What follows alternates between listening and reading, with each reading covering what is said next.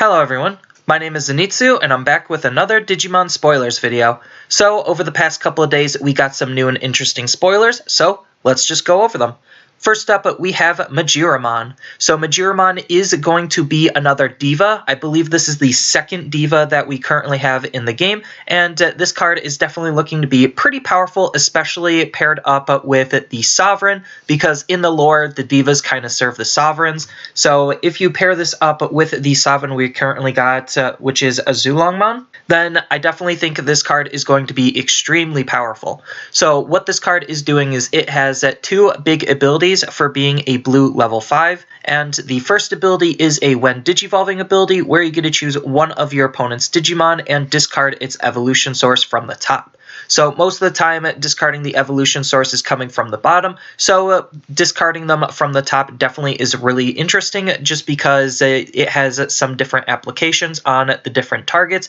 and some stacks generally like to go top heavy with their abilities versus others like to go bottom heavy. So it definitely is really good at fleshing out the variety in which you could attack their evolution sources, which is also just making it really good, and it is playing on theme with Azulongmon, where he definitely likes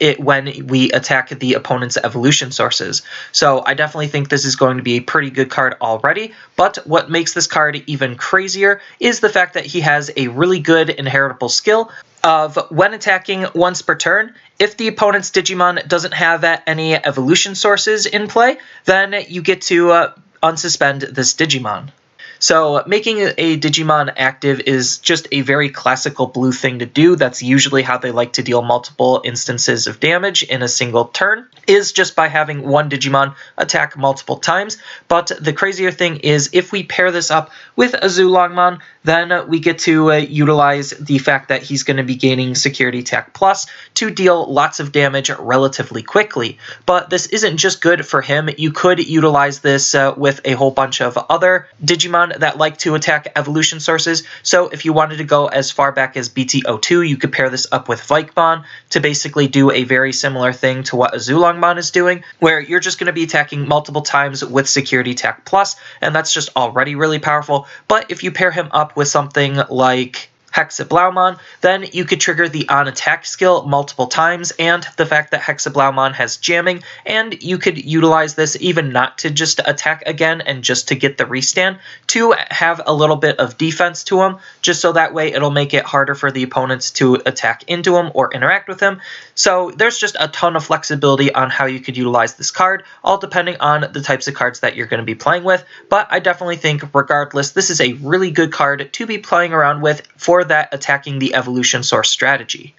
Next up, we have Gulch Warmer. So Gulch Warmer is going to be that 7-costed black option card that I knew was coming to interact with Gundramon. But what this card is doing is actually being a really unique and really powerful option card. So what's really unique about this is it has an ability where if we control a 3 Musketeers Digimon, then we could utilize this option card by ignoring its color conditions and requirements. So this is just already a really unique ability because we've never seen this type of ability in the game before, and I definitely really like the application that this could have because it could really make deck building kind of interesting and unique, all depending on the types of cards and supports that the deck is going to be including. But regardless of deck building purposes, this ability is just already really good because it allows us to utilize this with the other 3 Musketeers Digimon, which may or may not come in the set. But regardless of that first ability, what's making this card actually really powerful is its main ability, where we get to destroy all of the opponent's Digimon that have a play cost of 7 or less. So this is just a really powerful board removal card. And Black hasn't really had much good card removal all the way up in BT04, and BT04 they were starting to play around with the theme of deleting based on play cost, and I definitely think that's pretty good considering it's supposed to synergize with the Digivolve, where the whole idea is you're supposed to de-Digivolve to get them to be that specific play cost, so that way you could then delete them. But regardless, this is still just a really good board clear card because getting rid of anything with a play cost of 7 or less is still really good because there's still just a whole bunch of Digimon this can affect. So this could affect anything from the mid to low tier level 5s and below. And that's just really good because that's just a very wide variety of Digimon that this could hit. So if they are planning on trying to build a go wide strategy, then this card will easily punish them for doing that just because it can get rid of basically almost any level 5 or less. And that's, again, still just really powerful, especially since we don't have a whole lot of good board clears in the game currently. But on top of that, it also has the nice security ability of being able to add itself to your hand,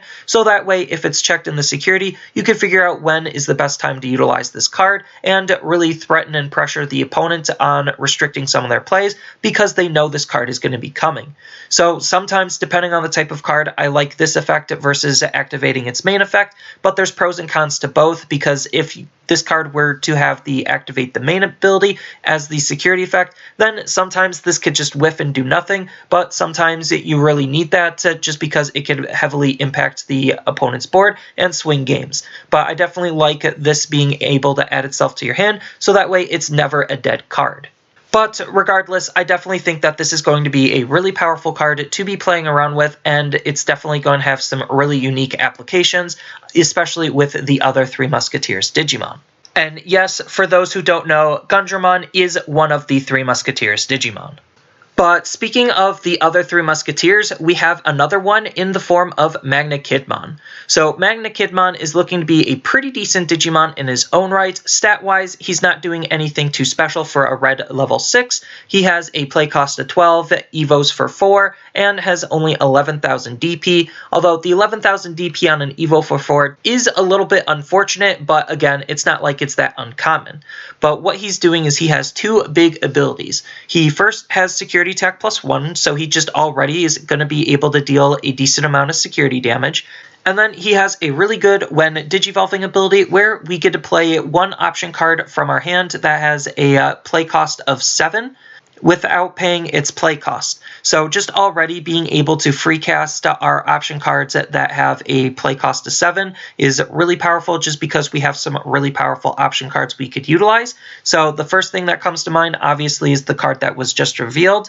and then the other card that comes to mind is going to be Transcendent Sword. So we definitely have a good amount of variety on cards that we could utilize him with. But regardless, he does have an additional part to this ability where if we're unable to play an option card due to this effect, then we get to choose one of the opponent's Digimon with a 4,000 DP or less and delete it. So I really like this. If you can do this, then do it, but if you can't, you get some other kind of benefit, and that's just a really good type of ability to be playing around with, so that way, no matter what, you're always able to do something with this card, especially since he also just has security attack +1, so it'll be really interesting to see all of his unique applications, but the fact that red and black already have some good synergy and combos together definitely means that you can make some really interesting decks out of the two, and utilize a lot of the tools in some really interesting ways. But with Magna Kidman being a red level 6, it only leads me to guess that the last Musketeer, which is going to be Bellestarmon, she is going to end up being a purple one, and that kind of only makes sense considering purple also has a very powerful removal option that costs 7, so it's definitely going to be really interesting to see what she's actually going to be doing. But if I had to take a guess based on this pattern, she's definitely going to be interacting with option cards, and that's already a good thing for purple because purple already has a history of interacting with option cards, so she's definitely going to be a really powerful and decent card to be playing around with when she gets revealed. I don't know if she's going to be coming in the set or not. I kind of hope she is, but at the same time, I wouldn't be surprised if she doesn't. But regardless, black and purple with Rebellymon already seem like they want to be playing together, so who knows, only time will tell considering we only have about like a little less than half of the set spoiled at this point, so there's just so much more to see and there's so much more possibilities to be coming from the set. And the last card that we got shown over the past couple of days is looking to be a new version of Wizardmon. So this time, Wizardmon got the color shifted treatment from purple to yellow, but he's still looking to be a very powerful yellow level 4 Digimon to be playing around with, even if his stats aren't too special, because his inheritable ability is actually looking to be pretty insane because it has so much combo potential. So what his inheritable ability is doing is during your turn, once per turn, when your security is reduced, you get to gain 1 memory. So there's just a whole bunch of cards you could utilize this with to just make those cards even even more powerful and efficient than they've ever been before. So just a couple of cards off the top of my head is you could utilize this with, let's just say, Mastimon